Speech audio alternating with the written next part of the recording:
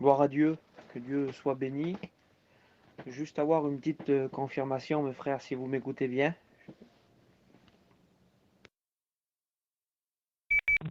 Oui, on t'écoute très bien, Gershom, mais t'as tout ton temps. Que Dieu te bénisse. Merci à Dieu, que Dieu soit béni pour ce que nous avons écouté, frères et sœurs, déjà dans cette soirée. Cette soirée est déjà riche de ce que nous avons entendu, de ce que nous avons chanté, puisque la louange aussi, elle est riche. La louange de nos cœurs, elle est immense devant Dieu, et que Dieu soit béni parce que, encore ce soir, tout ce que nous faisons, je disais ça à Cruz au téléphone avant la réunion, nous voulons tout faire pour la gloire de Dieu. Celui qui doit être glorifié dans nos cœurs, dans notre service, dans notre chant, dans le témoignage des chrétiens, mes frères et sœurs, c'est le Seigneur Jésus. Cruz vous en a dit un mot, je suis touché par ce virus. Je suis dans le 5e jour, donc ça fait 5 jours que je suis malade, et puis hier j'étais très mal, j'avais des douleurs. Mais aujourd'hui je me sens mieux, et je suis content de prêcher la parole de Dieu. Si vous saurez comment je suis content de prêcher le message de Christ. On se pose des questions lorsqu'on doit faire une réunion. On se dit, ça va être pour les chrétiens, les inconvertis. Et il y en a un qui unit toutes choses. Il y en a un qui répond à tous les besoins. Il répond aux besoins de l'inconverti comme aux besoins du chrétien. Il répond aussi même aux besoins du pasteur, du responsable d'église. Il répond aux besoins des anciens, des jeunes chrétiens. J'aimerais pas me tromper. Et pour pas se tromper, il faut parler de Jésus. C'est de lui que j'aimerais vous parler ce soir. J'aimerais vous parler d'un fait dans la parole de Dieu, d'une phrase qu'il a dite, et il ne s'est pas caché pour la dire. Et il a choisi le moment pour la dire. Et c'est ce qui me plaît dans le Seigneur. Le Seigneur n'est jamais en avance ni en retard pour déclarer le message, mais il a toujours le message qui est propice, le message qui est pour l'instant présent. Et j'aimerais vous expliquer ce que le Seigneur m'a donné à comprendre lorsqu'on lit dans l'évangile de Jean au chapitre 7, on se rend compte qu'il y a une fête à Jérusalem. Mais cette fête, c'est la fête des tabernacles. J'aimerais vous dire quelques mots sur cette fête. C'est une fête qui est instituée dans le livre du Lévitique au chapitre 23. Vous pourrez lire le déroulement de cette fête-là. Et cette fête durait 7 jours. C'est une fête de mémoire. C'est pour qu'Israël se rappelle qu'avant il vivait sous des tentes. Et donc c'est une fête qui a lieu tous les ans, la fête des tabernacles. Et dans cette fête-là, on devait faire quelque chose de spécial, c'est que même qu'on avait une grande maison, même qu'on avait prospéré, même qu'on était riche, pendant 7 jours, on devait construire à côté de notre grande maison une petite cabane et vivre sous cette petite cabane pendant 7 jours. Et pendant 7 jours, sous cette petite cabane-là, voilà comment qu'elle devait se dérouler cette fête-là. On devait être en famille et se rappeler qu'avant d'avoir la grande maison, on vivait sous des tentes. C'est une fête de rappel pour nous rappeler d'où nous sommes venus. Et cette fête-là durait 7 jours. Et pendant ces 7 jours-là, les Juifs devaient donc se rendre à Jérusalem, ou peu importe où ils étaient. Ils construisaient une petite cabane dans leur jardin. Et pendant 7 jours, ils mangeaient et ils buvaient. Voilà les choses qu'ils faisaient. Ils se rappelaient les temps anciens en mangeant et en buvant. Donc vous avez compris que c'était des Juifs. Ils ne se saoulaient pas sous ces tentes-là, sous ces cabanes. Mais ils devaient manger et boire en se réjouissant en famille et se rappelant d'où ils étaient venus. Et la Bible, elle dit ces mots-là dans l'évangile de Jean, au chapitre 7 et au verset 37, le dernier jour, le grand jour de la fête. Donc je suis en train de calculer là dans la méditation et je me dis que le dernier jour, le grand jour de la fête, ça veut dire que ça fait 7 jours que les hommes et les femmes mangent et boivent. Le corps est largement rassasié. Ils ont fait le plein de nourriture et de liquide. Ça y est, ils ont bu et ils ont mangé pendant 7 jours. Il faut qu'ils passent à autre chose. Ils se sont souvenus. C'est le dernier jour. J'en suis convaincu dans mon cœur que certains, au bout de 5 jours, devaient se dire, pourvu que ça se termine le plus vite possible, on n'en peut plus de manger et de boire et de se rappeler 7 jours de temps, mes frères et sœurs. Et le dernier jour où les hommes et les femmes ont mangé et bu pendant 7 jours, La Bible, elle dit ça au verset 37, Jésus se tenant debout, c'est-à-dire il prend une position dans la fête. Il ne va pas déclarer ce message en étant assis, il ne va pas le dire et le crier à quelques personnes, mais Jésus se lève. Et il se lève au milieu d'une foule, ça fait plus de 7 jours que ça mange et ça boit, mes frères et sœurs. Et il arrive avec un message. Jésus se tenant debout s'écria. C'est-à-dire, il le dit, mais avec une force, avec une autorité. Et il va déclarer une phrase qui va créer la division. Et on va voir pourquoi après. La Bible dit que Jésus, se tenant debout, s'écria, si quelqu'un a soif, qu'il vienne à moi et qu'il boive. Mes frères et sœurs, la phrase, elle n'aurait pas dû être citée ce jour-là. Allez, il l'aurait citée le premier jour, on aurait compris, mais pas au bout de 7 jours de boisson et de nourriture. Pardonnez-moi du mot, il est peut-être exagéré, mais ils étaient gavés, ces gens-là. Mais le Seigneur ne propose pas une nourriture pour le corps, ni une nourriture pour la chair. Il vient leur parler de la soif de l'âme.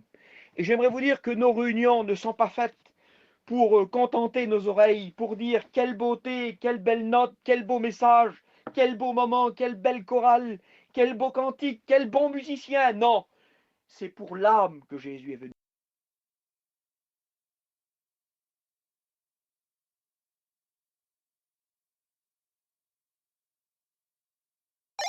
T'étais coupé, Gacham, reprends. Pardonnez-moi, j'ai pas vu qu'on avait été coupé. Mais, mais ça fait donc 7 jours que ça mange et ça boit, et il arrive avec un message qui est décalé. Il est décalé, le message, par rapport à ce qu'ils étaient en train de vivre. Ils sont gavés, pardonnez-moi du mot. Et lui, il arrive, mais il parle pour l'âme. Il parle pour le cœur. Il parle de la sécheresse, de la faim, de la soif du cœur de l'homme. Vous comprenez le message? Alors, la Bible, elle dit qu'il y eut division à cause de ces mots-là. Mais comment que ça se fait? Et la Bible, elle dit que, au verset 44, quelques-uns d'entre eux voulaient se saisir de lui, mais personne ne mit la main sur lui. À cause de ce message, il va expliquer que celui qu'il est comme une source d'eau vive, que celui qui vient boire à lui, la Bible elle dit que il va transmettre ce message-là, que celui qui va boire à la source d'eau vive, il va dire que cette source, elle jaillira jusque dans la vie éternelle. Et le message-là ne passe pas. Il crée division pour le peuple. C'est quelque chose d'exceptionnel. Et il y a des hommes qui sont là, et quelques-uns d'entre eux voulurent le saisir, mais personne ne mit la main sur lui. La Bible elle dit, ainsi les huissiers retournèrent vers les principaux sacrificateurs et les pharisiens, et ceux-ci leur dirent, pourquoi ne l'avez-vous pas emmené? Ils voulaient arrêter le maître Jésus. Ils voulaient mettre la main sur lui. Ils voulaient faire de lui une arrestation. Ils voulaient le prendre comme un prisonnier et l'emmener devant le tribunal religieux de l'époque. Et puis quand ils arrivent vers les sacrificateurs, les huissiers, je vais vous rappeler qu'est-ce qu'un huissier, mes frères et sœurs. Un huissier, c'est quelqu'un qui a de l'éducation, c'est quelqu'un qui a l'habitude d'écouter des hommes parler, c'est quelqu'un qui a de la connaissance. Un huissier, c'est quelqu'un qui a l'habitude d'écouter des beaux parleurs, des gens qui font des promesses. Un huissier, il vient pour récupérer l'argent que vous devez. Et il est constamment en contact de personnes qui font des promesses, l'huissier. Alors des beaux parleurs, il en connaît, l'huissier. Des hommes qui essayent de rouler, des chineurs, il en connaît, l'huissier. Et là, les huissiers sont là. J'imagine la scène. Essayez de rentrer dans l'imagination de ce que je vous dis. Et ils sont là, les huissiers. La Bible dit qu'ils sont plusieurs. Il y a un pluriel dans le texte. Ils sont là, ils l'écoutent parler. Et puis certainement qu'au bout d'un moment, il y en a un qui dit sur son copain, vas-y, prends-le toi. Vas-y, essaye de l'attraper. Et puis l'autre, il dit, ben non, vas-y toi. Ben non, et ils se jettent la balle, les huissiers là. Et quand ils se regardent, ils disent, non, ça va, on ne peut pas le prendre. On ne le prend pas, on ne peut pas le prendre. On ne peut pas mettre la main sur lui. Mes frères et sœurs, je suis béni en vous disant ces mots. Et ils retournent auprès du tribunal. Et les sacrificateurs, ils disent, pourquoi ne vous l'avez pas emmené? Pourquoi vous ne l'avez pas emmené jusqu'ici? Et la déclaration va être glorieuse. Pourtant, c'est des huissiers. Ce pas des hommes qui n'ont pas d'instruction. Ce pas des hommes qui n'ont pas l'habitude d'être au contact de beaux parleurs. Mais ils vont dire ces mots-là. Les huissiers répondirent, jamais homme n'a parlé comme cet homme. Nous sommes devant le Seigneur Jésus. Le plus beau des messages, c'est lui, mes frères et sœurs. Le centre de toute bénédiction, de toute force, de toute autorité. Le Dieu merveilleux qui vit dans nos cœurs, qui prend soin de nos foyers à l'heure où je vous parle. C'est de lui que j'aimerais vous parler. Alors, il dit, jamais homme n'a parlé comme cet homme. Seigneur, pourtant des hommes qui étaient habitués à écouter des belles choses. Alors j'aimerais vous dire qu'il y en a trop qui viennent pour les hommes. Il y en a trop qui viennent écouter des paroles d'hommes dans nos réunions. Ils se mettent sur les groupes pour écouter des hommes. Mais les messages sont clairs en ce moment. Mes frères et sœurs, arrêtons de braquer les projecteurs sur les hommes. Celui qui doit briller, celui qu'on doit pointer du doigt, que l'on doit montrer du doigt, il s'appelle Jésus et il vit dans nos cœurs. Que Dieu en soit béni. Je regarde la méditation que le Seigneur m'a demandé pour vous. Il y a un homme qui donne gloire à Dieu. J'aimerais dans mon message donner gloire à Dieu. La gloire, c'est pour Dieu, mes frères et sœurs. Peu importe ce que nous avons reçu, peu importe qui nous sommes, peu importe le nom que nous portons, je vais même plus loin, peu importe le ministère que Dieu nous a donné, même si on aurait reçu les 5 ministères, notre but à nous, c'est de glorifier le nom du Seigneur. C'est d'emmener tous les chrétiens, toutes les chrétiennes à l'adoration du Maître Jésus. Rien pour nous, mes frères et sœurs. Rien pour nous, tout pour lui. Il est tellement grand. Et il y a un homme qui avait compris cette chose-là. C'est l'apôtre Paul. J'aimerais vous parler quelques minutes de l'apôtre Paul. L'apôtre Paul, c'est un homme de révélation. C'est un homme qui est au contact du Seigneur. C'est un homme qui reçoit les grandes lignes de la doctrine de la parole de Dieu. Quel homme c'était l'apôtre Paul? Mes frères et sœurs, j'ai fait une petite liste dans cette soirée pour vous expliquer les révélations qu'il avait, l'apôtre Paul. Paul parlait par révélation, mes frères et sœurs. Quand il écrivait une lettre à l'Église, il avait reçu du ciel ce qu'il écrivait. Aujourd'hui, moi, je vous prêche. Et quand je vous prêche, je cite les Écritures. Si je veux vous parler de l'onction d'huile, je vais vous parler de l'apôtre Jacques, de l'apôtre Pierre. Si je veux vous parler du baptême d'eau, je vais vous citer Marc 16, 15. Tout ce que je vais vous citer, je vais me cacher derrière les Écritures. Tandis que l'apôtre Paul, quand il enseignait une église, quand il parlait à une église, il était dirigé par le Saint-Esprit et il expliquait la révélation. Et nous avons l'exemple de la Sainte Seine, mes frères et sœurs. Lorsqu'il va nous expliquer la Sainte Seine, il dit « J'ai reçu du Seigneur ce que vous enseignez ». Et il a reçu les grandes lignes de la parole de Dieu. Regardez, il nous explique par exemple par révélation la doctrine de la Sainte Seine, la doctrine de l'offrande, la doctrine des 9 dons spirituels. C'est Paul qui nous explique qu'il y a 5 ministères. C'est Paul qui nous donne toute la doctrine du mariage. C'est Paul qui nous explique la résurrection des morts, comment que ça va se passer. C'est Paul qui nous explique l'enlèvement de l'Église dans l'Épître aux Thessaloniciens que vous connaissez. Et aujourd'hui, on peut pratiquement tout expliquer ce qui est devant nous à cause des révélations de l'apôtre Paul. Alors je pose une question à Paul et je l'ai écrit sur mon cahier qui est devant moi. Et elle peut vous paraître bizarre cette question. Paul, j'espère que tu t'es crâné de recevoir tout ça. J'espère que dans les derniers jours de ta vie, quand tu parlais, tu te mettais en avant, parce qu'aujourd'hui, beaucoup d'hommes se mettent en avant. Mais non, l'homme de Dieu ne se met jamais devant le Seigneur. Il ne veut jamais faire de l'ombre à Christ, le vrai chrétien, le vrai serviteur de Dieu. Au contraire, il se diminue et il dit tout haut à tous ceux qui veulent l'entendre, ce qu'il y a de bon en moi, c'est Christ. Vous comprenez le message ce soir? C'est Christ. Et l'apôtre Paul arrive avec les épîtres. Et quand il parle, par exemple, aux Colossiens, on peut lire dans Colossiens au chapitre 2 et au verset 9, regardez ce qu'il dit. Il dit, car en lui habite corporellement toute la plénitude de la divinité. Vous avez tout pleinement en lui. Il est le chef de toute domination et de toute autorité. Il va dire dans la même épître au chapitre 1 et au verset 9, au verset 19, pardon, car Dieu a voulu faire habiter toute la plénitude en lui. Il est en train de citer toujours en lui, par lui, c'est lui. Mes frères et sœurs, il n'y a personne d'autre. Il n'y a personne d'autre que lui qu'il faut glorifier.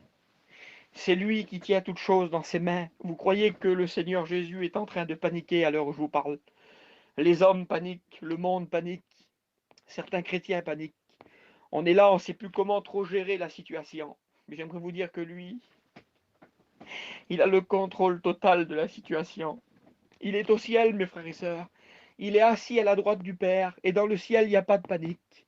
Il n'y a pas comment qu'on va faire, comment qu'il faut faire. Non, tout est dirigé par Dieu. Le Seigneur connaît toutes choses. N'ayez pas peur. Notre patron, c'est ce qu'il fait de nous, mes frères et sœurs. J'aimerais vous dire que jamais homme n'a parlé comme cet homme. Mais comment? Explique-nous, Gershom. Comment? Ben, j'aimerais vous dire que il est le seul. Il n'y en a pas d'autres qui peuvent le dire, ça. Il est le seul qui dit dans Matthieu 9 au verset 2, tes péchés sont pardonnés. Personne ne peut parler comme lui, mes frères et sœurs.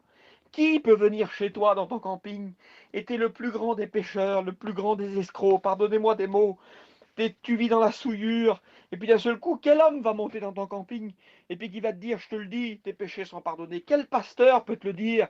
Non, c'est Jésus qui te le dit par le moyen du Saint-Esprit. Le Saint-Esprit rend témoignage à notre esprit que nous sommes pardonnés, que nous sommes enfants de Dieu.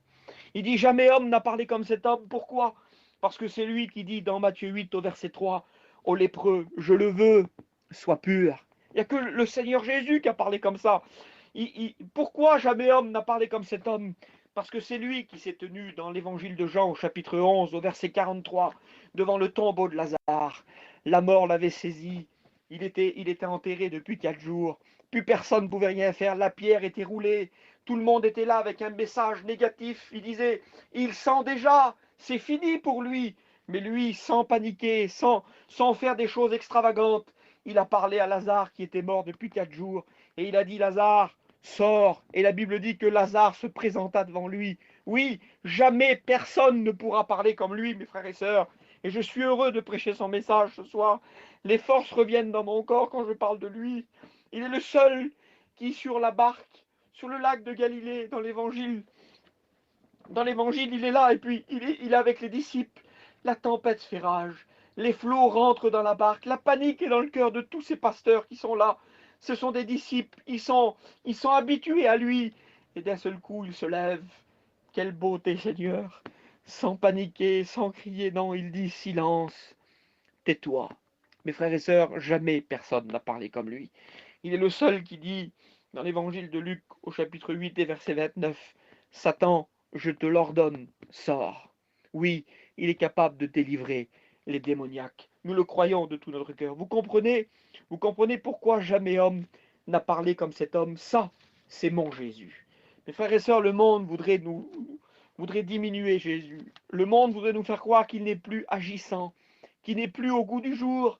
Pardonnez-moi de dire ça, mais la religion va changer les textes de la parole de Dieu parce qu'ils disent que la Bible n'est pas assez moderne, elle est dépassée par les événements. Nous garderons notre Bible à nous parce que la Bible que nous avons, c'est notre Seigneur Jésus qui parle à l'intérieur et que Dieu en soit béni. Mais plus que ça, j'ai écrit sur mon papier, mais plus que ça, il parle de lui-même. Et Jésus se présente dans les évangiles. Il s'est présenté lui-même. C'est sûr que Jean le Baptiste a joué le rôle de celui qui préparait le chemin du Seigneur, mais à un moment donné, c'est lui qui fait la présentation lui-même de sa personne. Et quand il se présente, jamais homme n'a parlé comme cet homme. Jamais personne ne s'est présenté comme Jésus. Et j'aimerais vous parler en quelques mots de lorsque Jésus se présente. Il y a des actions dans sa présentation. Il n'est pas là simplement pour dire les beaux noms qu'il porte, mais dans ces noms, il y a son action, mes frères et sœurs. Et quand il se présente à nous, voici la première action qu'il a eue sur notre cœur. J'aimerais vous ramener en arrière lorsque vous ne connaissez pas le Seigneur, lorsque vous étiez assis dans les ténèbres, lorsque vous ne serviez pas Dieu, lorsque les écailles étaient encore sur vos yeux, lorsque vous étiez encore des pécheurs, lorsqu'on vous parlait, vous avez une direction.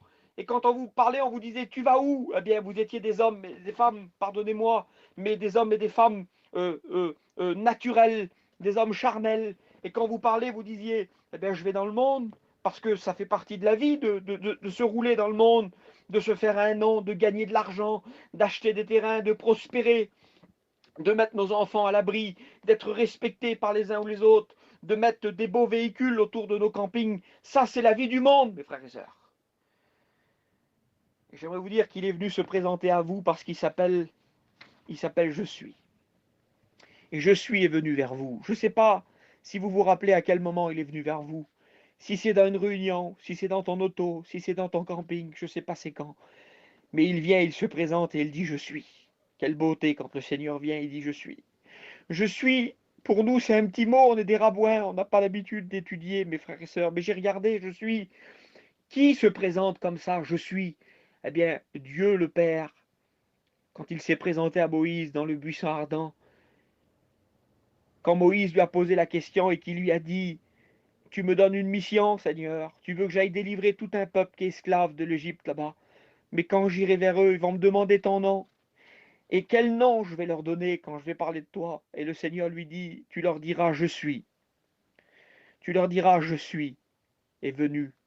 Tu leur diras, je suis, veut vous délivrer. Tu leur diras, je suis, a entendu vos prières. Tu leur diras, je suis. Je suis, c'est le nom de Dieu. Ça veut dire l'éternel présent, je suis. Et c'est quoi l'éternel présent? Pardonnez-moi, je veux pas jouer au maître d'école. Je sais à peine lire et écrire, mes frères et sœurs.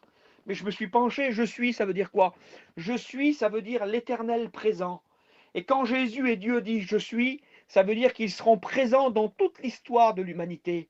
Dans l'Ancien Testament, dans le Nouveau Testament, à l'heure où je te parle, en 2020 dans ton camping, je suis est encore d'actualité. Il est l'éternel présent. Et quand il arrive, la première action qu'il a sur le cœur de l'homme qui est assis dans les ténèbres, la première action qu'il a dans le cœur de l'homme qui vit dans le monde, et puis qui cherche l'argent, la gloire, de se faire un nom, l'homme qui est orgueilleux, il vient, il se présente et il dit je suis. Je suis la lumière du monde.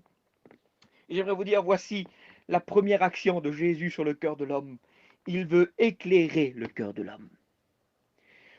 Je suis la lumière du monde. Celui qui me suit ne marchera plus dans les ténèbres, mais il aura la lumière de la vie. Voici la première présentation. La première présentation, c'est qu'il veut faire tomber les écailles de certaines personnes ce soir. Des personnes qui se trompent par de faux raisonnements, des personnes qui cherchent une direction comme des aveugles en tâtonnant, un petit peu de joie, un petit peu d'alcool, pardonnez-moi, un petit peu de drogue, et puis tout de suite après, c'est de nouveau les ténèbres, et ça sera toujours les ténèbres. Mais quand il arrive la lumière du monde, vous croisez les gens qui ont rencontré cette lumière, c'est plus les mêmes. Leur cœur est totalement changé, leur vision est totalement changée. Ils ne courent plus après l'argent, ils courent après Christ. Ils aiment le Seigneur. Vous les croisez et puis vous leur dites, qu'est-ce qui s'est passé? Il y a quelques jours, tu courais après les biens matériels. Et puis ils peuvent vous répondre, j'ai croisé je suis, et je suis m'a éclairé. Et il m'a fait comprendre que la véritable richesse ne se trouve pas sur la terre, elle se trouve dans le ciel. Il dit, je suis la lumière du monde, c'est la première action. Il nous a éclairés. Et quand il nous a éclairés et que les écailles ont tombé de nos yeux, il arrive avec une autre appellation. Il dit, je suis encore lui, mes frères et sœurs. J'aimerais vous dire que du début de votre vie chrétienne jusqu'à l'enlèvement de l'Église, ou jusqu'à votre départ par la mort, c'est de lui qu'on aura besoin, c'est de personne d'autre. Vous comprenez? Il dit, je suis. Il n'a pas fait qu'éclairer les hommes. Il a aussi posé les hommes sur un chemin. Il a dit, je suis la lumière du monde, mais il dit, je suis le chemin, la vérité et la vie. Et j'aimerais vous dire que si la première action, c'était de nous ouvrir les yeux, la deuxième action, c'est de nous donner une direction. C'est de nous conduire dans toute la vérité. C'est de nous transmettre un chemin qui mène jusqu'à lui. Il a dit, je vous ai éclairé, mais je vous ai placé sur un chemin. Et tous les chrétiens du monde entier, les chrétiens Vie et Lumière, les chrétiens du monde entier, qui ont été éclairés par Dieu, on est tous sur le même chemin, mes frères et sœurs. Et que Dieu soit béni, on est en train de marcher. On marche sur le chemin qui s'appelle Jésus. Il a dit, ne vous inquiétez pas pour le chemin là. Il dit, même ceux qui sont simples, ils y marcheront. Il dit, le chemin, il sera parfois rocailleux, il y aura des problèmes, mais j'aplanirai les sentiers. Ne vous inquiétez pas, il dit dans le livre du prophète Ésaïe, il dit, ce chemin-là, je vais l'aplanir. Les simples pourront y marcher. Pas besoin d'être un érudit pour y marcher. Pas besoin d'avoir la connaissance de toutes les doctrines pour y marcher. J'ai ma mamie qui est partie auprès du Seigneur il y a de cela 3 ans maintenant. Elle n'a jamais su lire, jamais su écrire, mais elle priait toute la journée. Elle a jeûné pendant 9 ans tous les dimanches, jusqu'au coucher du soleil. Mes frères et sœurs, elle ne savait pas lire ni écrire. Elle était très simple, mais elle était sur le même chemin que celui qui connaît toutes les doctrines. Vous vous rendez compte de ça? Parce que c'est un chemin que tout le monde peut marcher. Il est facile à marcher, parce que le chemin, c'est Jésus. Il prend soin de nous sur le chemin. Alors il nous a donné une direction, et on marche tous dans la même direction. Mais voilà, Gershom, il est la lumière du monde, il est le chemin, la vérité et la vie. Mais parfois sur le chemin, disons la vérité tous ensemble, il y a des fatigues, il y a des problèmes, il y a des moments, ça fait 22 ans que je suis baptisé, mes frères et sœurs, et sur les 22 ans de mon parcours, j'ai pas toujours couru sur le chemin. J'ai pas toujours marché d'un pas d'un pas en pleine forme. J'ai pas toujours été comme ça. Combien de fois sur le chemin, le Seigneur le sait, et je veux pas vous jouer un rôle, j'ai été allongé par terre. Combien de fois sur le chemin, j'ai vécu des grandes fatigues. Combien de fois j'ai été à genoux. Combien de fois j'ai été allongé. Voyant mes frères et sœurs me dépasser dans la foi, mais j'étais là sur le chemin, je restais sur le chemin. Le principal, c'est de rester sur le chemin. Parce que je suis arrive. Quand on est sur son chemin et qu'on est fatigué, on peut être même à demi-mort sur ce chemin-là. Il arrive et il dit je suis. C'est encore lui, mes frères et sœurs. Il dit je suis le pain de vie. Ça signifie qu'il est l'énergie pour nous faire marcher sur le chemin. Il est celui qui nous donne la force pour avancer sur le chemin. Ça signifie que sur le chemin, on a besoin de force. On a besoin du pain de Dieu, mes frères et sœurs. Et combien de fois sur ce chemin, dans la fatigue, être à genoux, être allongé, piétiner même parfois, que Dieu soit béni. Et j'aimerais vous dire que il a été le pain qui a relevé mon âme. Et c'est quoi le pain de Dieu? C'est une portion de la parole de Dieu. Combien de fois un petit verset nous a réjouis, mes frères et sœurs. Je vous explique, je suis dans mon camping, là, à l'heure où je vous parle. On est en direct. Et il y a 10 ans de cela, mon foyer a passé par l'épreuve, mes frères et sœurs. Tout allait bien chez nous. Et il y a 10 ans, ma femme, elle a perdu un frère de 21 ans. Un garçon qui était en pleine forme. Il n'était pas malade. Il est parti jouer au ballon et sur le stade de ballon, il a fait un arrêt cardiaque. Et il est mort. Je ne vous explique pas dans l'état qu'on était. Le ciel nous a tombé sur la tête, mais on était sur le chemin. On a resté quelque temps extrêmement fatigué, découragé, touché par l'épreuve de la vie. On avait de la famille, on avait des amis. On a tout fait pour nous. On nous a entourés. On nous a fait des repas. Seigneur, on a monté des chapiteaux pour nous encourager. On a tout fait, on a tout fait. Et ma femme, elle avait cette blessure dans son cœur, blessure profonde. Et un jour, il est venu avec une portion du pain, le pain de la parole. Et il est venu avec ce beau verset. Il est en face de moi, le verset, mes frères et sœurs.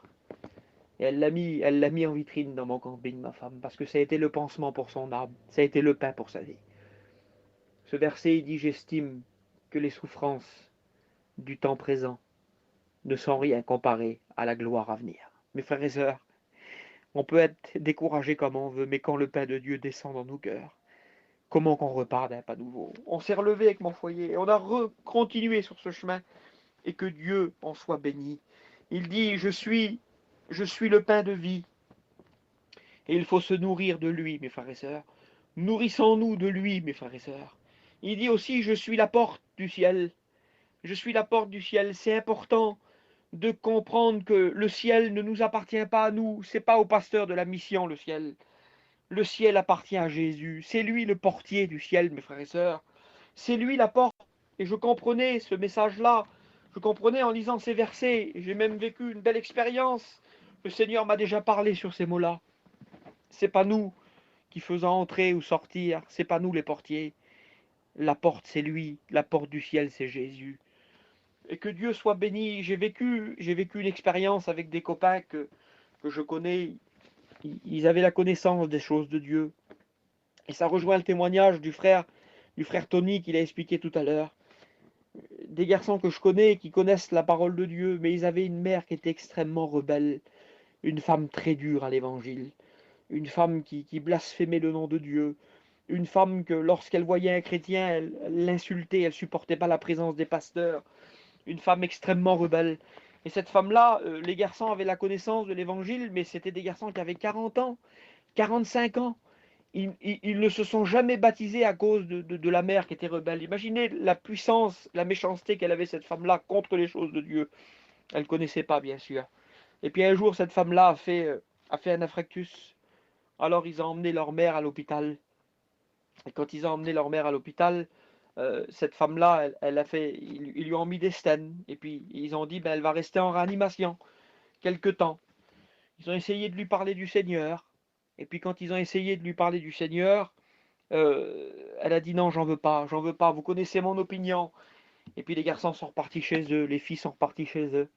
Et puis quand ils sont repartis, dans la nuit, ils ont appelé pour dire que la mère était décédée. Alors c'était la désolation, c'était la tristesse, c'était la panique. Pour eux, elle était partie sans le Seigneur. Et puis alors ils ont été à l'hôpital chercher donc le corps de leur mère. Et puis il y avait le médecin qui était là. Il a dit, je peux voir les enfants? Alors les filles, les garçons sont entrés dans la chambre. Ils ont dit, voilà, votre mère nous a transmis un message avant de partir. Et ce message, c'était, dites à mes enfants que j'ai accepté Jésus et que j'ai demandé pardon pour mes péchés. Mes frères et sœurs, c'est lui la porte du ciel. S'il n'y aurait pas eu ce témoin-là, on aurait dit peut-être cette femme-là, elle n'est pas auprès de Dieu. Je ne sais pas ce qu'on aurait dit. On aurait eu des préjugés. Mais le Seigneur est bon, mes frères et sœurs. Le Seigneur est glorieux. Et à cause du témoignage de ce médecin-là, les garçons se sont engagés dans le Seigneur parce qu'il y avait de l'espérance. Comme tu l'as dit, Tony, il y a de l'espérance dans le Seigneur. Et que Dieu en soit béni. Alors, certains moments sur ce chemin-là, on passe par le deuil, on passe par la séparation, on pleure. Pardonnez-moi, je ne veux pas faire de sentiments, mais mais il y a des personnes qui nous manquent. Les fêtes de Noël arrivent, là, il y a des gens qui sont torturés dans leur cœur parce que les fêtes arrivent, des familles vont se réjouir et il y en a qui vont pleurer parce qu'il manque quelqu'un à table. C'est compliqué, la vie, elle n'est pas belle, mes frères et sœurs. Et le Seigneur arrive sur le chemin que tu es et il te dit, je suis. Seigneur, encore toi? Oui, toujours lui, mes frères et sœurs. Et il vient avec ses paroles d'encouragement et il dit, je suis la résurrection et la vie. Celui qui croit en moi vivra même s'il meurt. Quelle joie, quelle espérance dans nos cœurs lorsqu'on est sur le chemin et qu'on est fatigué, qu'on a besoin d'entendre des mots de la grâce et qu'il arrive et qu'il dit ne t'inquiète pas, ils sont là, ils sont dans le ciel, ils dorment, ils se reposent de leurs œuvres. Mais bientôt, mes frères et sœurs, nous allons écouter le signal, nous allons écouter la trompette de Dieu et les morts en Christ vont ressusciter. Le Seigneur nous promet qu'il y aura résurrection. Soyons encouragés par les paroles de la grâce ce soir. Il est tout, mes frères et sœurs, du début à la fin de la vie chrétienne, il est tout. Alors, je voudrais terminer en vous disant ces mots-là. Je comprends l'apôtre Pierre. L'apôtre Pierre qui nous dit dans l'évangile de Jean au chapitre 6 et au verset 68, à qui irions-nous qu'à toi? Tu as les paroles de la vie. J'ai écrit ici, à qui veux-tu aller ce soir? Sur qui veux-tu compter? À qui vas-tu te confier? Vers qui vas-tu te tourner? Chrétien, qui vas-tu louer ce soir? Il faut louer, il faut louer celui que je vous ai cité là, il faut louer le Seigneur Jésus plus que tout. Tu vas louer le pasteur, tu vas louer ton église, tu vas louer tout. Non, louons celui qui est au-dessus de la chaîne là, il est au-dessus de toute chose. Il s'appelle Jésus, regardez les noms qu'on lui donne dans la parole de Dieu. Il est le seul qu'on appelle le prince de la paix, le prince de la vie, le prince du salut, le prince des rois de la terre. Il est appelé l'alpha, l'oméga, l'étoile du matin, le bon berger. Il est appelé, il est appelé l'architecte, le constructeur. Il est appelé le rocher des siècles. Il est appelé le Amen. Il est appelé le fidèle, le véritable. Il est appelé la lumière. Il est appelé le Christ, le Fils du Dieu vivant. Il est appelé admirable, conseiller, Dieu puissant, prince de la paix, Père éternel. Mes frères et sœurs, on a tout dans le Seigneur. Il y en a qui ne trouvent pas leur compte dans le Seigneur. Je ne comprends pas, moi. Il est tout, il est vraiment tout, mes frères et sœurs. Alors à qui irions-nous qu'à toi? Tu as les paroles de la vie. Alors je voudrais ce soir vraiment qu'ils viennent et qu'ils prennent toute la place dans nos cœurs. Que dans cette réunion, qu'après la réunion, il faut louer Dieu pour ce qu'il est. Il faut bénir la personne de Jésus. Vous savez, je suis sur une place à Lyon, là. On est au bord d'une autoroute.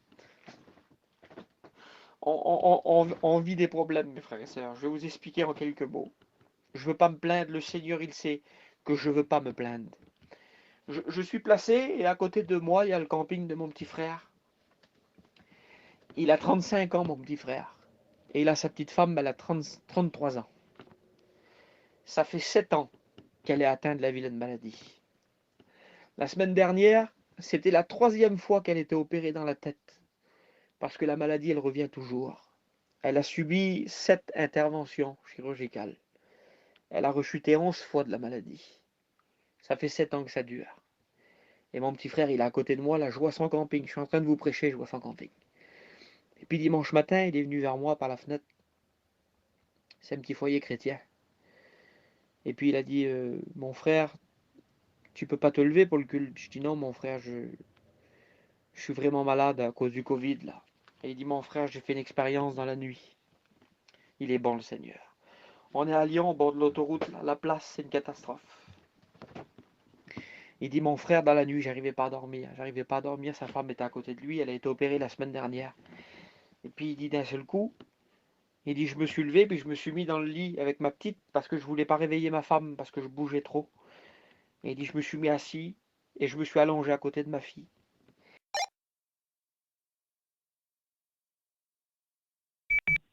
Vas-y, tu as été coupé, Gershom. Il expliquait que dans la nuit, il n'arrivait pas à dormir, et il s'est mis dans le lit avec sa petite. Et il dit comme je me suis mis dans le lit avec ma petite, il dit au bord du lit, là-bas, il y a quelqu'un qui s'est assis. Il dit, j'ai senti le poids de quelqu'un qui se mettait assis à mes pieds. Il dit, le Seigneur était présent. Et il m'a dit, maintenant, tout va bien. Il dit surtout, à partir de maintenant, ne m'oublie pas. Il dit, parce que quand tout allait mal, tu m'appelais. Mais il dit, maintenant que tout va bien, ne m'oublie pas. Vous vous rendez compte que le Seigneur, il vient, mes frères et sœurs, et il vient nous rendre visite dans nos campings. Il y en a qui pensent que Jésus, c'est une religion. Il y en a qui pensent que Jésus, je sais pas, moi, c'est un mouvement. Mais Jésus, il est dans ton cœur, il est dans ta vie, il est dans ton ministère, il est dans ton camping. Il est là à chaque fois que tu pries, à chaque fois que... Il est constamment avec toi, le Seigneur. Et il est venu visiter mon petit frère, il était heureux, mon petit frère. Il dit, le Seigneur m'a dit qu'à partir de maintenant, tout ira bien. Et puis hier, elle a fait une visite très importante. Et puis il est parti au médecin, puis quand il est revenu, il dit, mon frère, c'est comme il m'a dit. Voilà. Ça s'est fait comme le Seigneur lui a dit. Le monsieur, il a dit, écoutez, tout va bien. Rentrez chez vous, on fera une visite dans 3 mois, mais tout est bien, mes frères et sœurs. On est du côté du plus fort. Mes frères et sœurs, ne soyez pas tristes, ne soyez pas affligés. Celui qui vit en nous, il a une puissance que personne ne peut mesurer. Il est celui il a tout dans ses mains, il dirige tout. Rien n'est fait au hasard. Le Seigneur prend soin de nous à la perfection.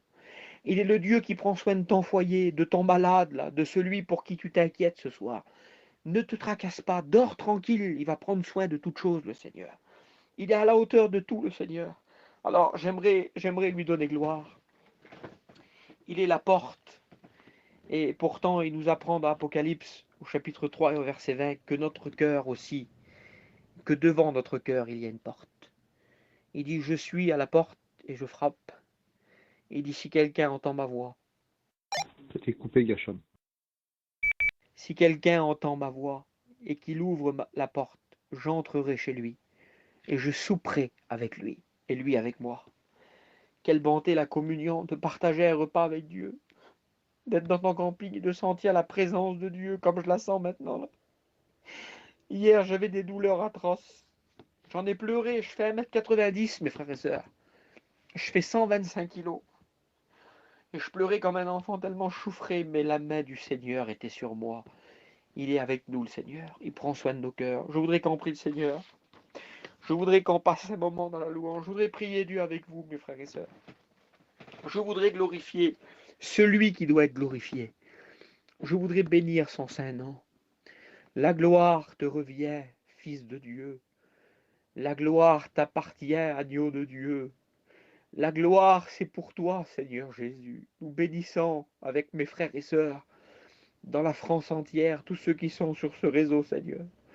Nous bénissons le nom de celui qui a donné sa vie pour chacun d'entre nous. Celui qui a dit oui au plan de Dieu. Celui qui a accompli le plan rédempteur. Je le loue et je l'adore. Je veux que tu reçoies la reconnaissance et l'adoration de mon âme. Parce que tu es monté sur cette croix. Tu n'as pas ouvert la bouche. Tu es mort pour mes péchés. Merci pour la grâce que tu m'as fait parce que ton sang m'a pardonné. Parce que ton sang a purifié mon cœur. Tu as effacé l'acte avec les ordonnances qui me condamnaient. Tu les as clouées au bois de la croix. Tu as fait de moi un homme nouveau et tu m'as fait naître de nouveau. Tu as créé en moi le plus beau des miracles, la nouvelle naissance. Et c'est pour ça que je veux t'adorer. La Bible me dit que tu as été dans un tombeau, mais que le troisième jour, tu es sorti plus que vainqueur et tu es ressuscité pour nous justifier.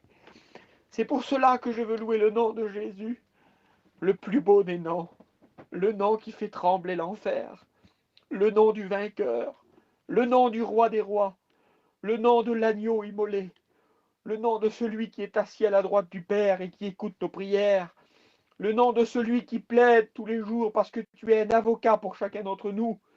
Je te loue parce que bientôt ton plan, tu vas l'exécuter à la perfection. Les promesses que tu nous as faites dans ta parole, ils sont devant nous et nous voyons les événements parce que tu n'es pas un menteur. Tu es le chemin, la vérité et la vie. Personne n'est comme toi, Seigneur. Tu es au-dessus de tout. Et bientôt, tu vas venir chercher ton église, ta fiancée. Tu vas venir chercher ton épouse. Et nous allons monter au ciel avec ceux qui nous ont quittés, qui nous ont devancés. Et nous allons arriver dans le ciel, mes frères et sœurs. Je me réjouis de tout cela. Nous allons arriver et il y aura les noces de l'agneau. Nous allons voir nos bien-aimés. Je te loue parce que tu as équipé les hommes, parce que tu as donné des ministères. Dans la période de l'Église, tu as animé des hommes pour nous diriger. Tu as pris soin de tous les peuples. Tu as pris soin du peuple du voyage. Tu as institué des hommes, des anciens que tu as bénis, que tu as remplis de ta puissance pour nous conduire, pour nous enseigner. Tu as été à la hauteur dans toutes les dimensions de notre peuple, de tous les peuples de la terre. Tu as pris soin du plus petit chrétien comme du plus grand. Tu as pris soin de la veuve, de l'orphelin. Tu n'as oublié personne parce que tu es Dieu, tu es merveilleux. Mon âme te loue, mon âme t'adore, mon âme veut oublier aucun de tes bienfaits. Je loue ton nom, parce que tu vis dans mon cœur et dans ma maison. La gloire te revient. Merci, Fils de Dieu, et qu'à Dieu soit toute la gloire. Merci à mes frères de m'avoir donné la place. Merci parce que la parole de Dieu, elle m'a fait du bien. Elle me rappelle à qui j'appartiens, la parole de Dieu. Elle me rappelle que celui qui vit dans mon cœur, il est tout-puissant. La gloire te revient. Merci, Cruz. Merci à tous les frères de l'Église. Merci à tous ceux qui ont écouté le message. Mes frères et sœurs, bientôt, très bientôt, nous le verrons. N'ayez pas peur de ce jour-là, mais faites la prière de l'Église. Oui, viens, Seigneur, parce que bientôt il vient. Que Dieu vous bénisse à chacun, mes frères et sœurs. Que Dieu vous bénisse et vous encourage. Merci, mes frères. Que Dieu vous bénisse à chacun. Amen, amen, amen, amen, amen. Voilà, j'aimerais que personne quitte le